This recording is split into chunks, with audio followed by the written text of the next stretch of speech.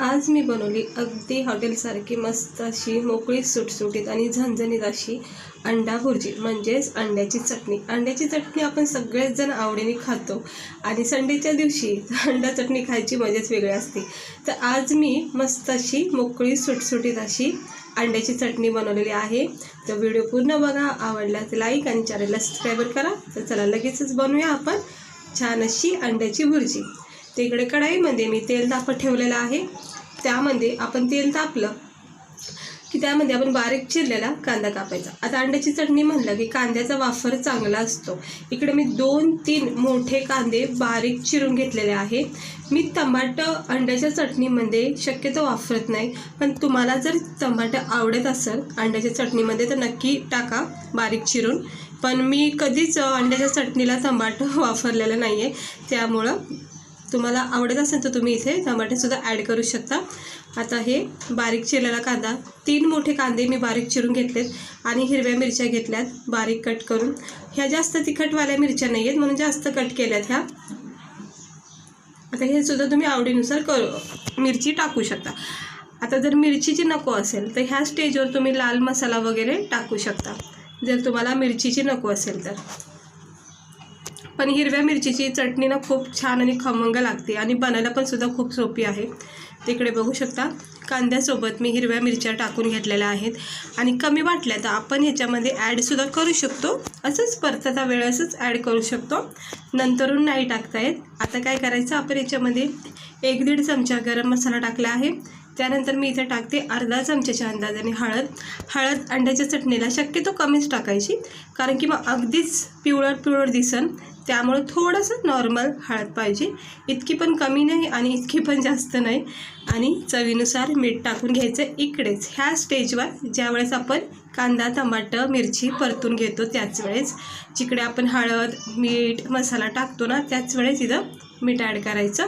कारण इकडे मीठ टाकलं ना काय होतं, आता ह्या मिरच्या मी इथे ॲड केल्यात थोडा, कारण की मला असं वाटतं थोड्याशा कमी तिखट आहेत आणि मी कमी टाकल्या होत्या म्हणून परत एकदा थोड्याशा टाकून घेतल्यात आणि मग ह्या पुन्हा एकदा परतून जातील तेलासोबत। अशा तुम्ही नंतरसुद्धा ॲड करू शकता। तर मीठ ह्या स्टेजवर टाकलं ना तर अंड्याला चारी बाजूनी कोटिंग भेटते मिठाची आणि चव मस्त लागते, म्हणजे असं कमी जास्त मीठ होत नाही। मग आता आपण काय करायचं, एक असे आपण जे अंडे घेतले आहेत ते एक असे हळू आणि हलक्या हाताने फोडून घ्यायचे। हे बघा आता मी सर्व फोडून घेते एक इकडे मी 6-7 अंडे आणलेले आहेत। तुम्ही अंड्याची क्वांटिटी आवडीनुसार करू शकता। इकडे बघू शकता मी 6 अंडे वापरलेले आहेत, म्हणजेच अर्धा डझन अंडे आहेत हे। आता हे सगळे मिक्स करून घ्यायचं आणि हाय फ्लेम ठेवायची, फक्त लक्ष ठेवायचं, सतत ह्याला असं मिक्स करवत राहायचं जोपर्यंत छान याचा असं घट्ट एक घोळ तयार होत नाही, म्हणजे घट्टपणा याच्यामध्ये तयार होत नाही तोपर्यंत ह्याला असं मिक्स करवत राहायचं। हे इतकीच प्रोसेस आहे अंड्याच्या चटणीला, बाकी असं काही विशेष नाही याच्यामध्ये, फक्त याला मिक्स करता वेळेसच लक्ष ठेवावं लागतं आणि जसं जसं वेळ जातो तसं तसं ह्याच्यामधला घट्टपणा तयार होतो आणि अगदी घट्टपणा तयार झाला की मस्तपैकी याचे अंडे शिजून निघतात आणि शिजल्यामुळं मस्त असे गाठी तयार होतात, ज्याला आपण अंडा भुर्जी बोलतो। हे अंडे बॉईल करून सुद्धा अंडा भुर्जी तयार होती, पण ही मला खूप आवडते अशा पद्धतीची। तर इकडे बघू शकता 5 मिनटं मिक्स केल्याच्या नंतर ही अंडा भुर्जी आपली अशी तयार झालेली आहे आणि वरून बारीक चिरलेली कोथिंबीर टाकायची आणि मिक्स न करता झाकण ठेवायचे, म्हणजे अजून थोडीशी स्टीम भेटेल आणि मस्त याला चव येईल। आता बघू शकता आणि आता ज्यावेळेस आपण स्टीम देऊ ना थोडीशी, मग त्यानंतर परत एकदा मिक्स करून घ्यायचं। बघू शकता किती मस्त अशी मोकळी सुटसुटीत अशी ही आपली अंड्याची भुर्जी तयार झालेली आहे। अजिबात चिकट झालेलं नाही आहे, अगदी मोकळा सुटसुटीत प्रत्येक असा अंड्याचा भाग असा पूर्ण शिजून निघलेला आहे आणि ही अशी मोकळी सुटसुटीत अंड्याची चटणी खूप भारी वाटते खाता वेळेस। हे बघा किती भारी वाटते, झणझणीत तिखट अशी ही अंड्याची चटणी बनवलेली आहे। पुन्हा एकदा झाकण ठेवते आणि आता थंड करायची आपल्याला ही अंड्याची चटणी आणि दाखवते मी तुम्हाला। हे बघू शकता अगदी मोकळी सुटसुटीत ही अंड्याची चटणी अंड्याची भुर्जी तयार झालेली आहे।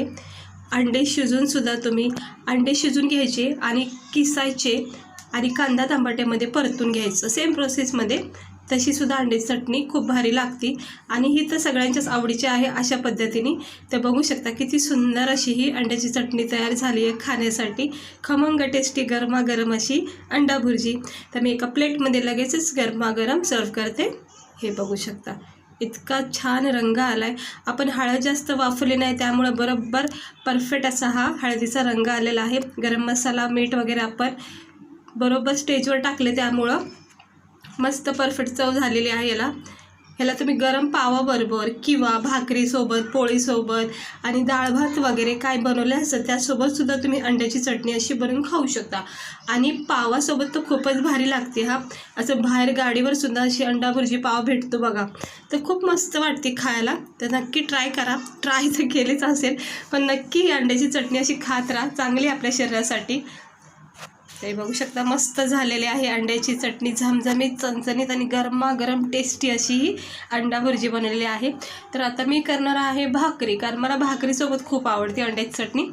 तर चला तुम्ही पण या सगळ्या जेवायला आणि असेच व्हिडिओ बघत राहा. आणि वर्षा किचन चॅनलला सबस्क्राईबर नक्की करा, बेल आयकन प्रेस करा, जेणेकरून तुम्हाला माझे नवनवीन छान छान अशा व्हिडिओ पहिले बघायला भेटतील. हे बघा, चला आवडला असेल तर लाईक करा, चॅनल सबस्क्राईबर करा. भेटते मी तुम्हाला पुढच्या व्हिडिओमध्ये.